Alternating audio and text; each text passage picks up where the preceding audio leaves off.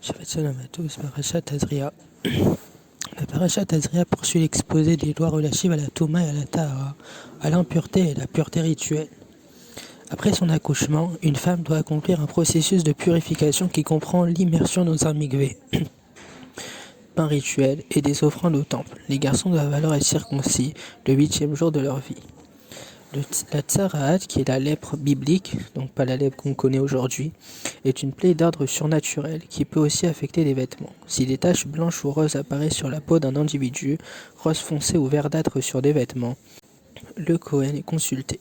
Par l'application de différents critères tels que l'expansion de la plaie, après une mise en quarantaine de 7 jours, il déclare s'il est tahor, c'est-à-dire pur, ou tamé, impur, le phénomène constaté. On voit aussi qu'une personne atteinte de cette tsaraat, donc de cette lèpre qu'on a dans la Bible, doit demeurer hors du camp ou de la cité jusqu'à sa guérison. La partie touchée d'un vêtement doit en être retirée, et si la tsaraat s'étend ou réapparaît, le vêtement tout entier doit être brûlé. On voit aussi que cette paracha nous parle du Metzora, mot qui sert aujourd'hui à désigner aussi le lépreux. Selon les sages d'Israël, il s'agit en effet d'une maladie de la peau que Dieu envoie à celui qui médit, et voici sa punition. Aussi longtemps qu'il aurait appelé, il sera impur. Étant impur, il habitera seul, sa demeure sera hors du camp. On voit ça dans le Lévitique, chapitre 13, verset 46. Ainsi disent nos sages.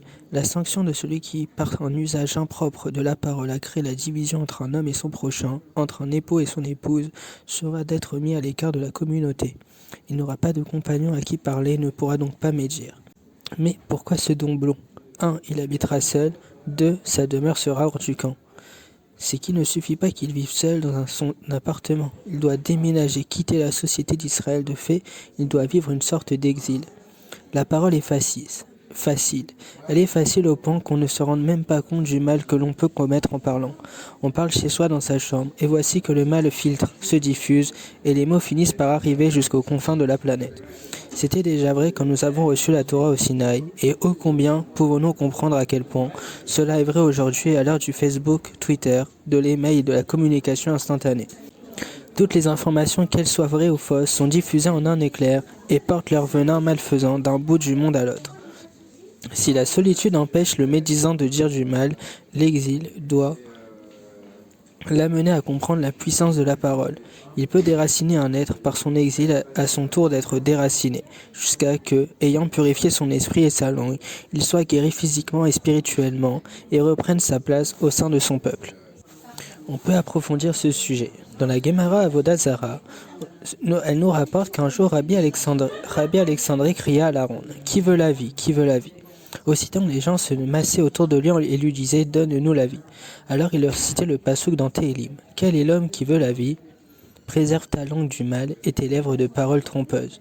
Celui qui veut vivre vieux doit garder sa bouche de dire du mal et sa langue de mensonge, de la fourberie et du lachonara. » Selon le proverbe bien connu, tant qu'un homme ne sort pas un mot de sa bouche, il maîtrise ce mot. Il peut choisir de le dire ou de ne pas le dire, il en est encore le propriétaire.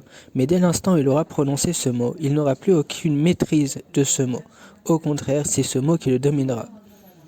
Chacun peut à présent l'utiliser et lui donner le sens qu'il veut, et parfois même un sens contraire au sens initial. Le Midrash Yalkut Shimoni sur le Téhélim 52 relate que Rabban Gamiel a demandé à son serviteur Tavi d'aller lui acheter au marché le meilleur morceau de l'animal. Ce dernier est revenu avec une langue. Quelque temps après, il lui demanda de lui acheter le morceau de viande le plus mauvais et lui rapporta aussi une langue. Alors Rabban Gamiel s'étonna et lui dit « Il faudrait savoir, quand je te demande le meilleur morceau de viande, tu m'apportes une langue. Et quand je te demande le plus mauvais, tu m'apportes aussi une langue. Tu dois choisir, ou la langue est le meilleur morceau, ou c'est le plus mauvais. » Tavi lui répondit « Cela dépend si on l'utilise pour le bien, pour la Torah, la vérité et la morale, alors c'est le morceau de viande le meilleur. Mais si on l'utilise pour dire des bêtises, du mensonge, du lachonara et du colportage, alors c'est le plus mauvais morceau, car il déclenche des querelles entre les âmes, et il peut même entraîner la mort. » Ce midrash continue avec Rabbi qui a invité ses élèves à un repas. Il leur a servi à manger de la langue. Certaines étaient normalement cuites et donc tendres, et d'autres étaient très cuites et très dures.